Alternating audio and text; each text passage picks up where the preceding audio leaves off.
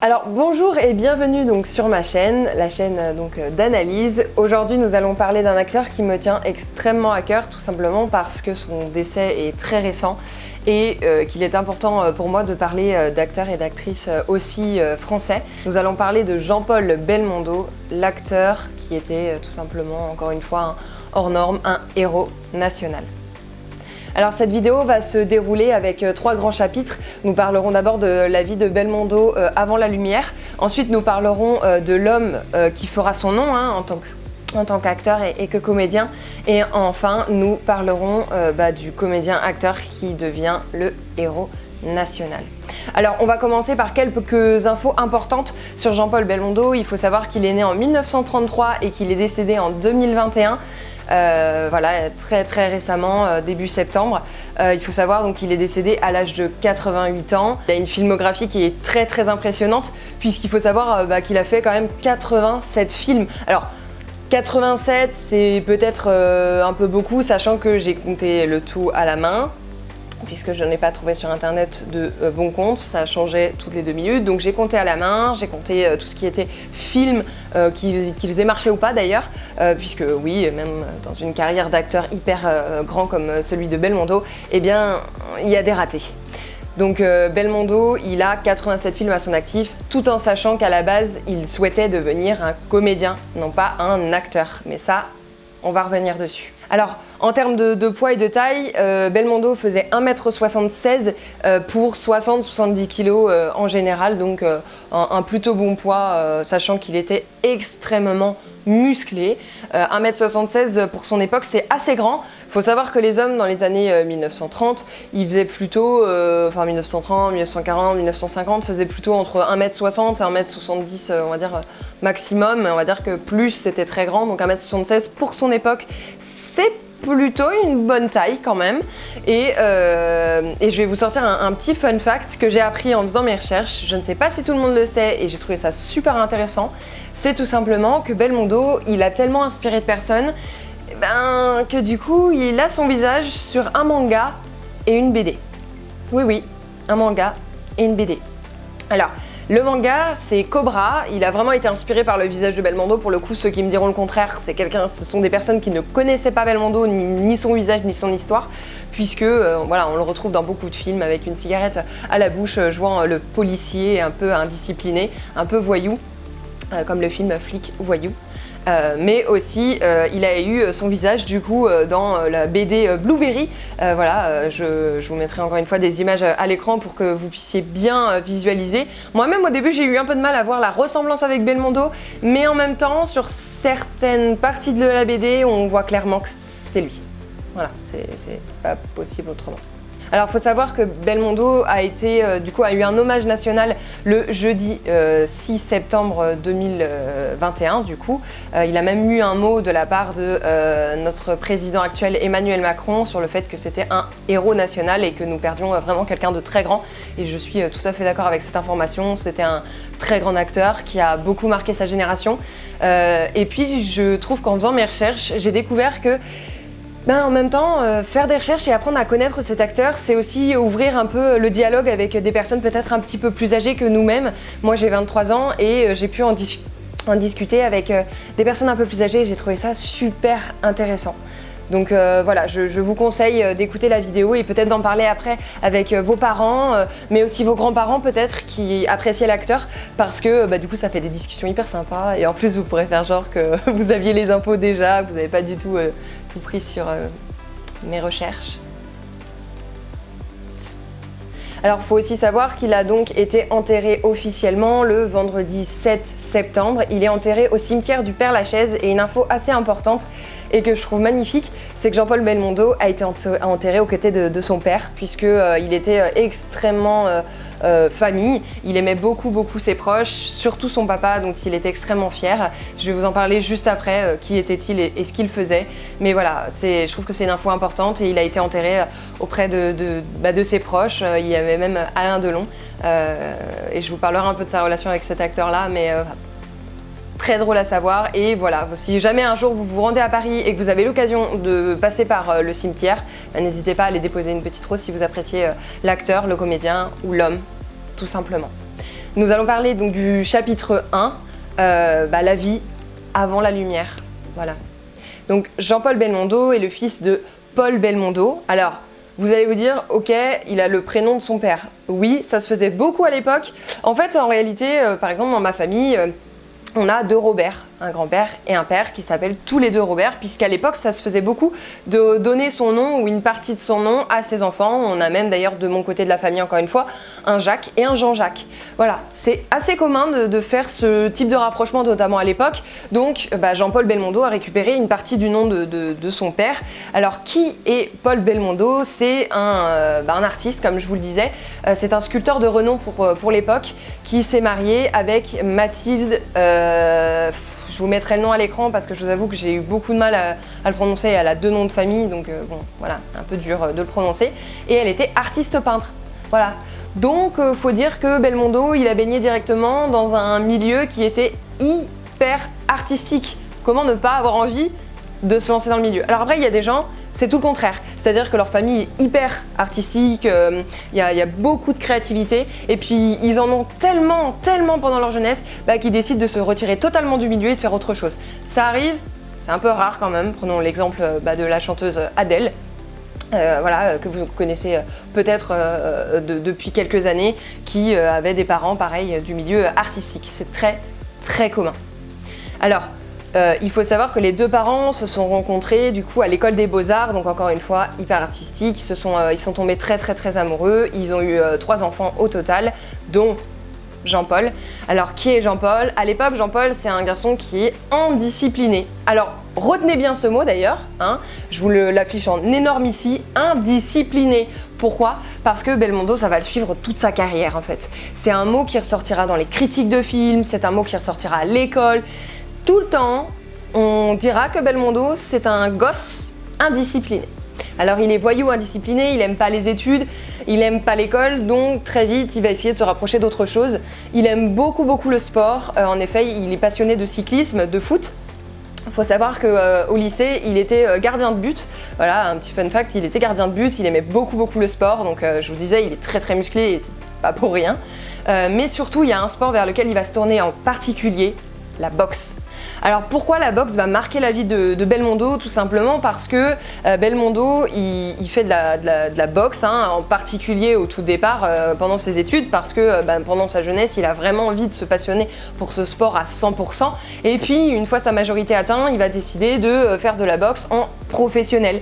Il faut savoir que Belmondo dans les années 1940-1950, en fait c'est pas commun de se faire casser le nez. Alors quand je dis c'est pas commun, c'est-à-dire que les gens n'ont pas spécialement envie de se faire péter le nez à l'époque. Aujourd'hui, vous faites casser le nez, on vous le change assez facilement. C'est-à-dire qu'en une chirurgie, vous retrouvez un nez potable, sans traces, tout beau, tout propre. Voilà. Vous êtes beau, quoi. À l'époque, ça ne se fait pas. Jean-Paul Belmondo, il se fait casser le nez pendant un match. Et donc, comme je vous le disais, à l'époque, on ne fait pas de chirurgie, il reste comme ça. C'est comme ça que naît la gueule de Belmondo. Il a une gueule de petit parisien et en même temps, il a ce côté très voyou, très indiscipliné, même ça se ressent en fait dans ses traits. Et vous allez le voir, ça va beaucoup l'aider à la caméra et beaucoup l'aider dans ses rôles. Alors, faut savoir que Belmondo en 1948, malheureusement à 16 ans, il est atteint d'une primo-affection de la tuberculose. Et pendant qu'il essaye de se soigner de sa maladie, de sa primo-maladie, il regarde beaucoup de films, il se renseigne sur le métier de comédien. Et c'est comme ça que Belmondo décide de devenir comédien. Il se dit c'est ça que je veux faire. Je veux en fait, il a dit d'ailleurs dans plusieurs interviews qu'il aimait son public et que son public lui le rendait bien. C'est grâce à son public d'ailleurs qui vivait, et vous verrez, je vous en reparlerai plus tard. Mais Belmondo, il avait une attache particulière à son public, qui était très forte. Alors, il faut savoir que Belmondo, du coup, il décide de prendre des cours à son retour à Paris, qui, du coup, l'aidera à entrer à l'Académie des comédiens de Paris. Malheureusement pour lui, il se fait recaler 2 fois. Ouais, 2 fois de suite. Alors, petit fun fact, petit aparté, personnellement, j'ai une vie qui est assez rythmée par ce côté jamais 203, c'est drôle, hein, mais voilà, donc jamais 203, sauf si tu y arrives en une seule fois. Pour le coup, ça marche aussi pour Belmondo parce que il se fait recaler 2 fois, mais ça l'arrête pas là, il veut vraiment devenir comédien, donc il retente une 3e et là, il est accepté. C'est là qu'on dit qu'il ne tente rien à rien, il a tenté sa chance. Et voilà, donc c'est un petit conseil que je donne à tout le monde. Si vous voulez essayer des choses, peu importe ce que c'est, lancez-vous parce que je suis Bouddha et que je vous donne des conseils pour la vie. Belmondo trouve sa place dans les rangs des futurs comédiens en 1952, donc il a 20 ans. Et puis il se fait une bande d'ailleurs, je reviendrai sur la bande d'amis des comédiens de l'époque, mais voilà, ils sont très amis et ce sont de grands acteurs actuellement, hein, ce sont des comédiens, ils ont fait beaucoup de théâtre mais aussi beaucoup de films. Donc c'est vraiment une bande de copains qui d'ailleurs a été présent lors de ses funérailles le vendredi 7 septembre. Donc Belmondo, il a 20 ans, il rentre enfin à l'école. Et quand il arrive à l'école, l'un de ses professeurs, enfin son professeur principal, qui est surnommé Pierre Dux, s'occupe de lui et lui dit gentiment, avec tout son cœur, tout simplement, Belmondo, t'y arriveras jamais. Voilà, clairement, si un jour quelqu'un te met à la caméra, tu ne pourras pas avoir une femme dans les bras parce que c'est impossible à quel point tu ne passeras pas à la caméra. Tu ne seras pas un homme à femme, clairement, alors que ça a été tout le contraire.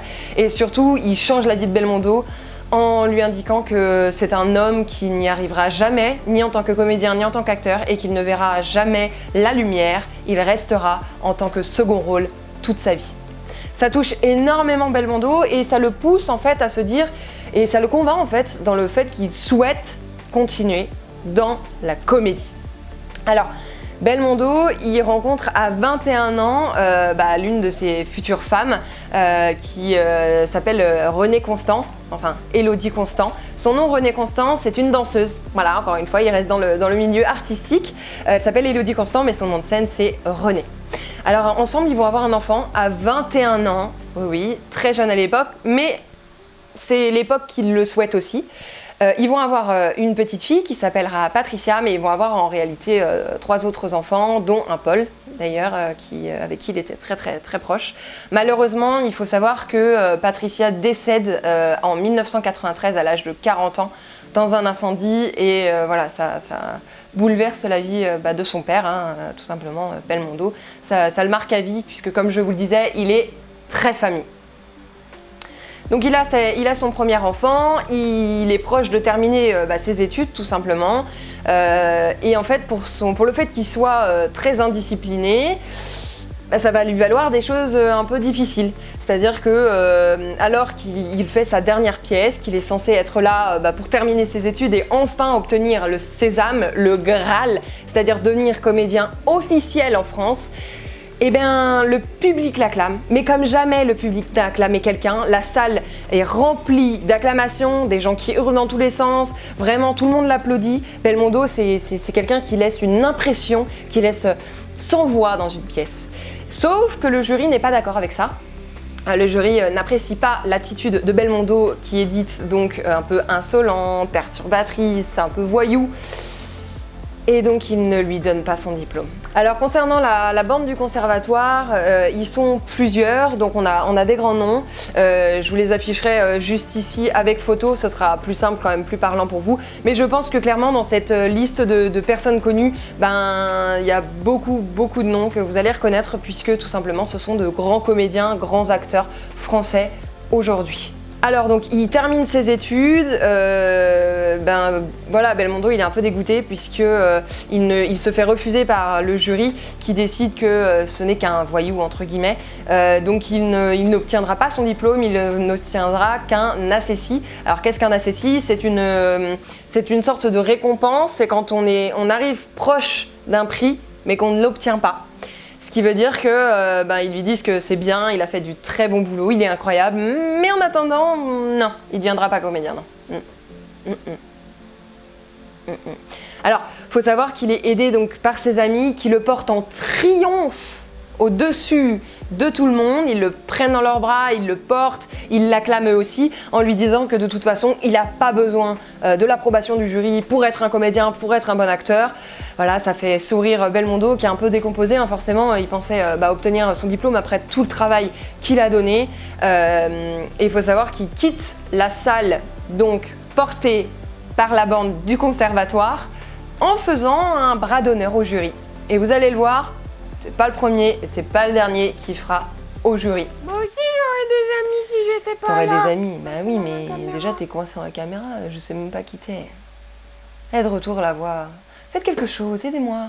Chapitre 2. L'homme fera son nom. Pourquoi je donne ce nom à ce chapitre? Tout simplement parce que Belmondo, eh ben, c'est un acteur hors norme qui, du coup, a donné un peu son nom, en fait. Il a fait son nom. Alors vous le verrez en plus parce qu'il y a eu des études marketing autour du personnage de Belmondo, puisque c'est un nom, réellement un nom marketing qui a été utilisé pour des techniques commerciales dans le cinéma. Donc voilà, Belmondo, c'est un homme comme vous et moi, sauf que lui, à force de travailler et d'arrache-pied et de se dire je veux être comédien, je vais être acteur, il l'est devenu et pour le coup ça a plutôt bien marché. Moi aussi je suis actrice. Mais tu n'es qu'une voix, je sais même pas d'où tu Si, sors. je suis derrière la caméra. Tu peux pas être actrice. Si, moi je suis actrice. Bon, après c'est pas faux que t'es derrière la Dites-le caméra. que je suis actrice, mais dites-le. Vous en pensez quoi, vous? Elle est actrice, elle l'est pas? Dites-le que je suis actrice. En attendant, Belmondo, il fait son nom, il est... donc voilà, il a plusieurs déboires au tout début de sa carrière, il s'en sort pas trop, il a des problèmes d'argent, il n'arrive pas à percer et les seuls films qu'il fait ne fonctionnent pas. Donc c'est un peu dur pour lui. Et là, il va faire l'un des films les plus connus de Belmondo, À bout de souffle, qu'il le fera connaître et c'est là que sa carrière démarre réellement et il commence à faire des films connus. Faut savoir que dans la carrière de Belmondo, je vais pas tout vous expliquer non plus, le but c'est pas de faire une biographie sur lui, mais il faut savoir que c'est un acteur qui tente le tout pour le tout, même si le film il sait qu'il va pas avoir de succès commercial, il le tente parce que parfois juste les écrits qu'il lit, il sait qu'il va pouvoir le jouer, il en a envie de jouer. En fait, son but, c'est pas d'avoir de l'argent, c'est pas d'être un grand acteur, c'est juste de vivre de sa passion et je trouve ça hyper intéressant en fait, vraiment. Vivons de notre passion, enfin si on peut, parce que l'argent fait vivre aussi. Parce que l'argent, nourriture, vie, manger, manger. Enfin bref, donc Belmondo, il faut savoir qu'il y a un fun fact sur lui et c'est ça que je vais vraiment aborder aujourd'hui, je vais vous mettre d'ailleurs des séquences. Belmondo, c'est un acteur qui refuse d'avoir une doublure, le but pour lui c'est de faire toutes les scènes lui-même, il est musclé, il est physique, il a tout ce qu'il faut, pourquoi est-ce qu'il ferait faire les scènes par quelqu'un d'autre? Dans les années 1960, il faut savoir que en fait la plupart des acteurs font leurs scènes un peu costauds par des doublures. Je vais revenir là-dessus, vous allez le voir. Il en a fait surtout 2 hyper connus avec un hélicoptère. Ça lui a valu du coup de nombreuses blessures. Et la deuxième tentative fait qu'il arrête totalement justement les scènes d'action trop musclées puisqu'il va être blessé quand même, genre vraiment blessé. Et du coup il souhaitera arrêter à 100% du coup les scènes d'action et je peux le comprendre. La deuxième fois, très dangereuse en tout cas. Il est quand même bien âgé et il faut savoir que c'est assez dangereux de faire ce qu'il a fait, mais voilà, je vais revenir dessus, ne vous inquiétez pas. L'atout majeur de Belmondo, je dirais son visage, voilà. En fait, Belmondo, c'est vraiment un personnage, c'est pas juste une personnalité, c'est un personnage. Il est hyper charismatique, il rentre dans une pièce, on le sait, il a une gueule qui marque au cinéma, puisque du coup on va lui faire beaucoup de rôles de voyous, ce qui fait que ce sera un homme à femme, il va partager l'écran avec de très très belles femmes. Pour le coup il fait assez voyou mais en même temps très héros, d'ailleurs dans beaucoup de films et par le public il est vu comme un héros. Beaucoup de jeunes femmes de l'époque tombent amoureuses de lui d'ailleurs pour ça, tout simplement parce que Belmondo est beau. Belmondo, c'est un Parisien avec une certaine tronche, il a un caractère, il sauve les femmes dans la plupart de ses films. Bref, le gars, c'est un héros, c'est un tombeur. Bon voilà, on a chacun nos héros. Il y en avait qui avaient des posters de Justin Bieber et d'autres de Belmondo, quoi. Chacun son époque. Moi, je sais que c'était Justin. C'est possible que les miens, c'était Justin. J'adore. Oui, ça va, me mets pas la honte.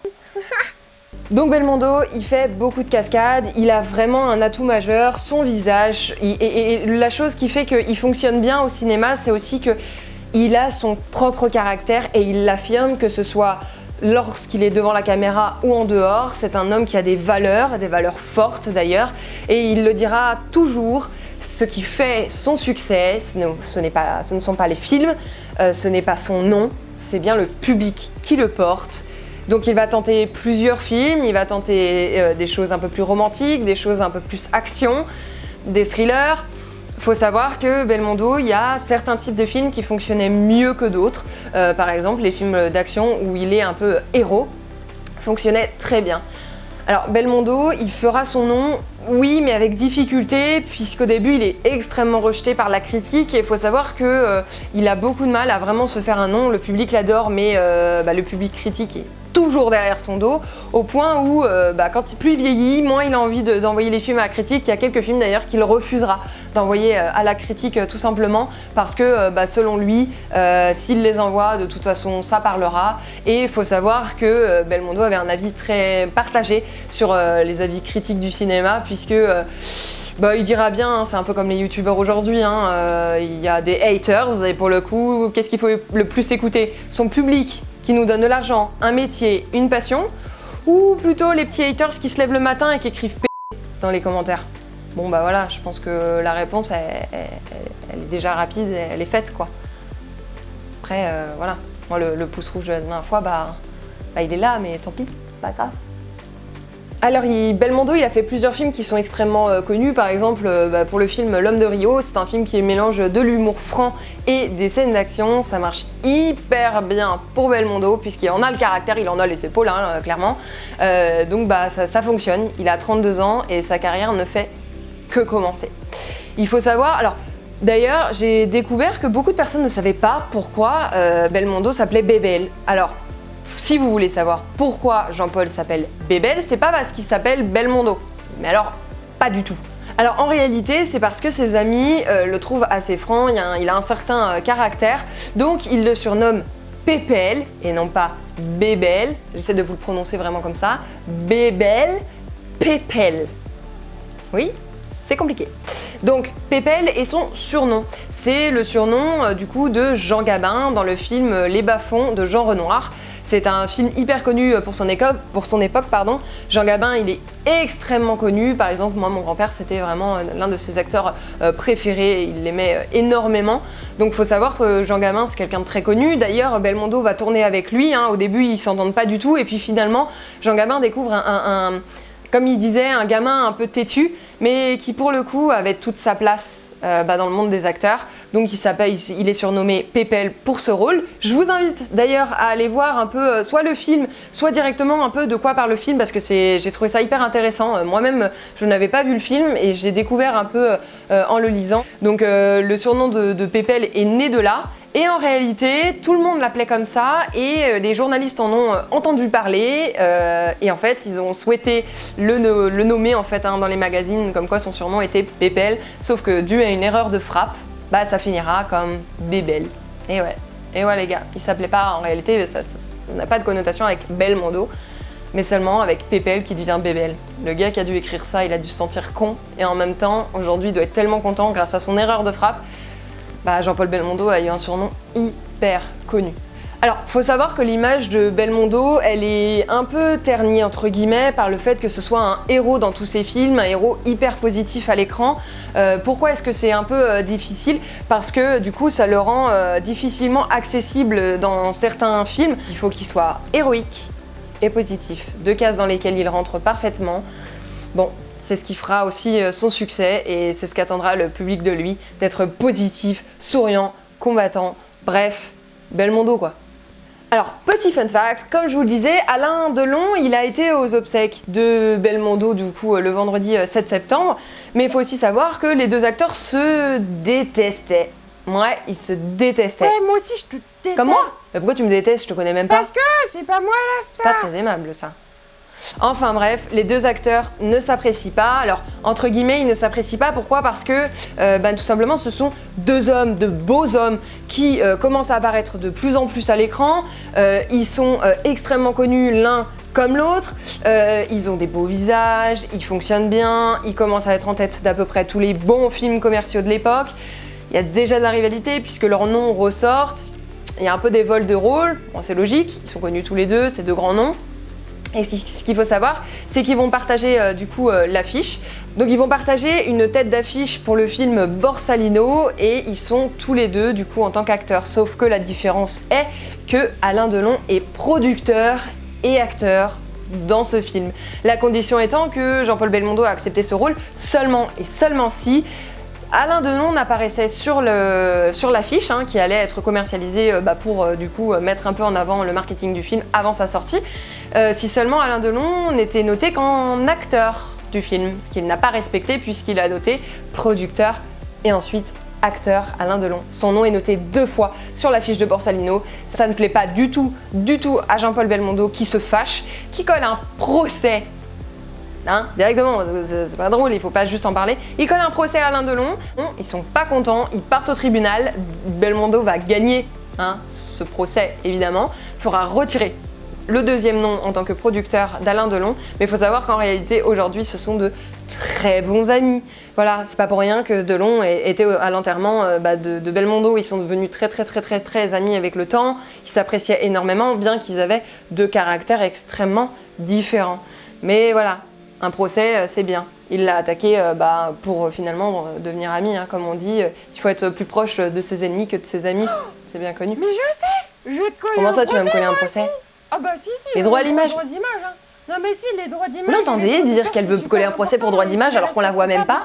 Ouais, c'est ça. Arrête, je vais te coller un procès, je te dis. Alors, il faut savoir que Jean-Paul Belmondo, il a été extrêmement critiqué il y a quelques années parce qu'apparemment, il se tournait plutôt vers des films très commerciaux pour gagner beaucoup d'argent, alors qu'en réalité, il se défendra toujours de ce fait en disant bien que lui, il va vers ce que souhaite son public. Il essaiera d'autres choses, notamment par exemple avec le film Stavisky, dont il est coproducteur, qui sortira en 1974. C'est un film qui ne fonctionne pas, encore une fois. D'ailleurs, c'est un film qui va être extrêmement critiqué du fait qu'il est très commercial. Et pour le coup, ça va changer Bébel pour toujours, puisque après ce film-là, il va décider de se tourner presque exclusivement vers des films de divertissement et du cinéma pur et dur. Donc comme je vous le disais, Jean-Paul Belmondo, c'est un homme qui aime le risque, il veut prendre les choses en main, il veut tout faire lui-même, c'est-à-dire que des scènes d'action, il les tourne lui-même. S'il y a besoin de sauter d'immeuble, il saute d'immeuble, il s'en fout, il est physique, il est là quoi, il veut vivre, il veut le tenter, voilà, c'est Belmondo quoi. Et il faut savoir que pour le film, du coup, Peur sur la ville, il va le tenter et il y a une scène dans laquelle il s'accroche à un avion qui est en marche, il saute en fait d'un immeuble, il s'accroche à un avion, l'avion est en route et c'est vraiment Belmondo qui est au bout, alors que l'hélicoptère est littéralement dans le vide. Il n'y a rien en dessous. Alors évidemment, tout le monde a un peu décrié ce côté un peu trop action de Belmondo, mais en même temps, c'est ce qui fait le personnage, c'est comme ça qu'il gagne son public, et évidemment, la scène est extrêmement bien remarquée, et évidemment, tout le monde comprendra qu'il n'a pas de doublure, c'est ce qui fait son charme aussi, c'est ce qui fait Belmondo, il fait tout lui-même, peu importe le risque, et vous allez le voir, le risque, il va le prendre une fois de trop. Il est âgé, il saute du coup d'un immeuble sur un hélicoptère seulement cette fois-ci, il se rate et il se fait extrêmement mal. Vraiment pas beau à voir. Pour vous faire une petite analyse marketing, comme je vous le disais, Belmondo, il est extrêmement connu, mais il y a une chose qui retient mon attention sur son parcours, c'est son nom de famille. Il faut savoir que du coup Jean-Paul Belmondo est beaucoup appelé Belmondo et sur toutes les affiches il va demander à ce que son nom apparaisse avec une certaine lettrine.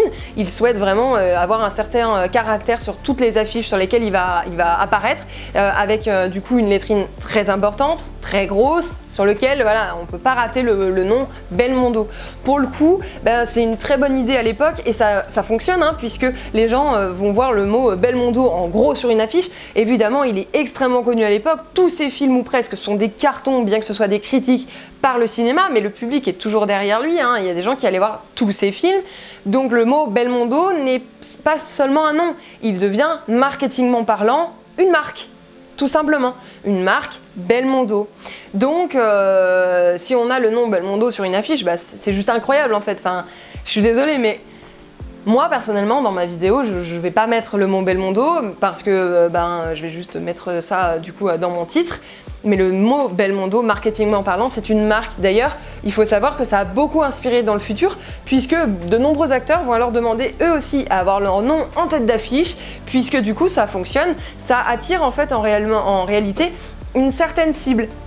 On va dire qu'il y a des publics qui étaient plus attirés par le fait d'aller voir Belmondo s'il y avait son nom accroché dessus. S'il apparaissait seulement du coup à l'affiche mais qu'on voyait pas son nom en gros, ils y allaient pas. Donc faut savoir qu'il y a des acteurs aujourd'hui qui utilisent beaucoup ce côté-là en mettant leur nom directement sur les affiches pour justement attirer leur public fan et que leurs fans du coup puissent se diriger directement dans les cinémas les plus proches. C'est bête mais par exemple, voyons le côté un peu marketing du film Kaamelott. Kaamelott c'est un film dont le nom est une marque à elle toute seule. Quand on lit Kaamelott, la plupart du temps, pour ceux qui connaissent, on va reconnaître l'histoire, on va connaître les personnages, on sait qu'en plus du coup le producteur du film est français, hein. Voilà, Kaamelott c'est une marque, pareil Belmondo c'est une marque.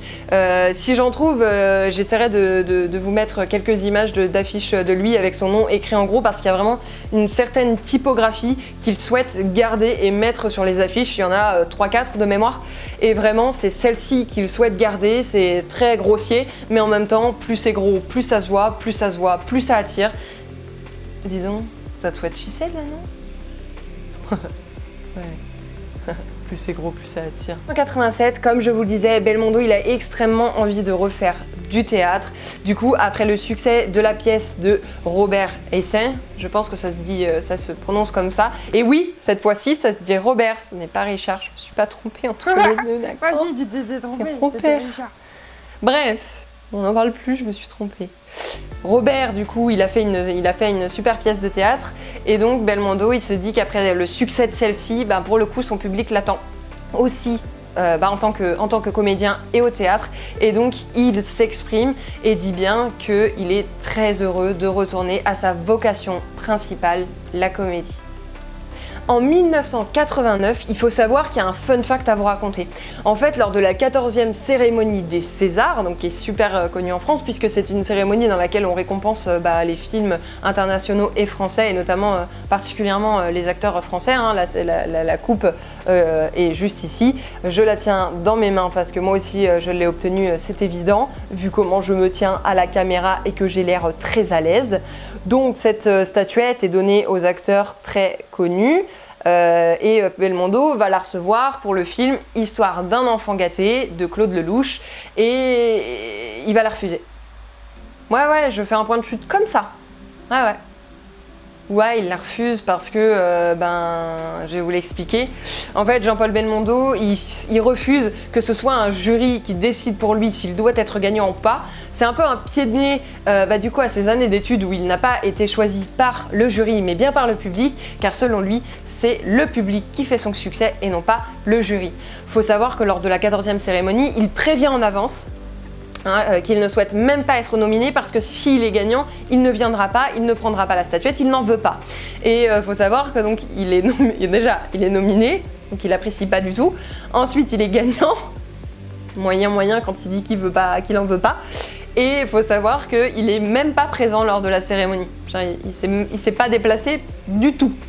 Et il refuse la statuette donc pour cette raison, mais aussi il faut savoir que la personne qui faisait les statuettes, donc César, du coup avait insulté entre guillemets, critiqué plutôt le travail du père de Belmondo, donc Paul, qui est un sculpteur de renom, comme je vous le disais juste avant.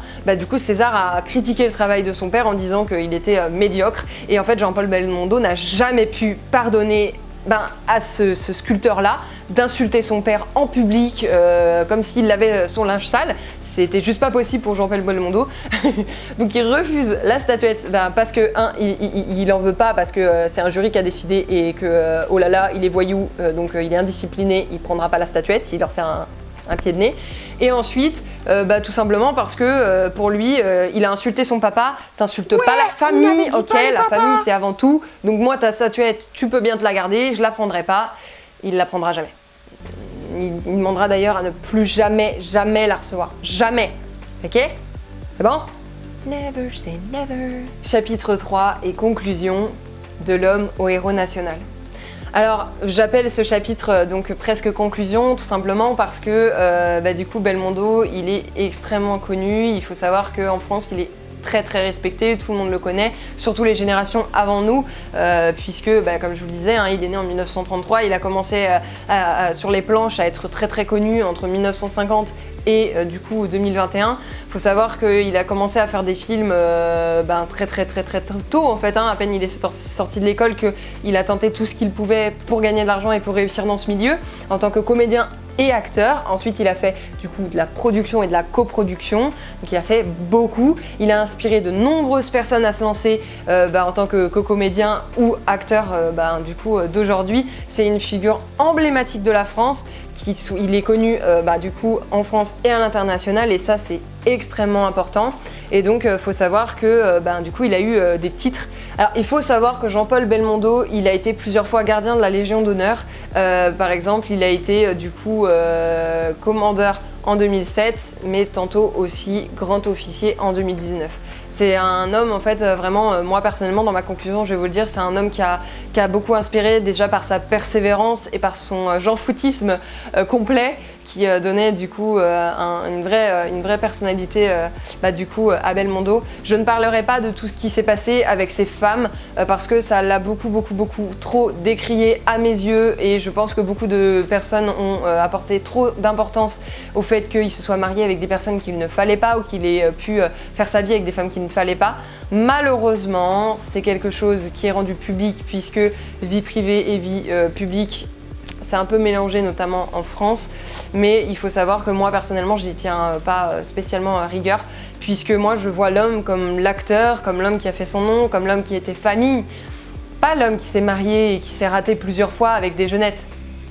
C'était un homme incroyable qui en a inspiré beaucoup. Je pense que je connais beaucoup de gens qui se lancent dans le théâtre. Moi-même, quand j'étais plus jeune, ma maman aimait beaucoup Belmondo. J'ai pu moi-même me lancer aussi dans des études de théâtre, tout simplement parce que des hommes comme lui travaillent au quotidien pour nous montrer vraiment des gens bien, des gens à l'aise et surtout nous faire vivre des rôles en fait, nous faire sortir de notre quotidien. Et c'est aussi ça qui vous offre des films, des séries et évidemment des pièces de théâtre à en mourir de rire ou à en pleurer des vraies larmes de crocodile.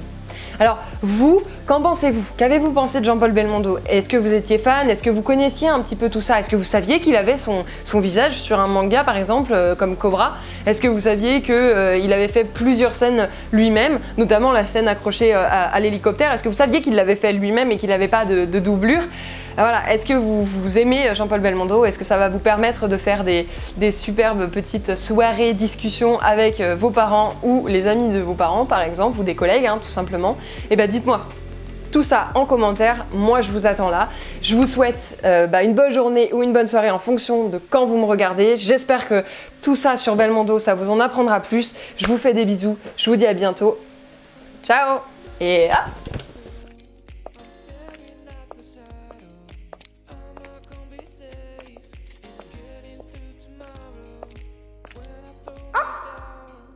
vous êtes encore là? Si vous voulez, il y a d'autres vidéos à regarder. Moi, je les ai toutes vues, forcément, je suis coincée ici, alors. Bon, à bientôt!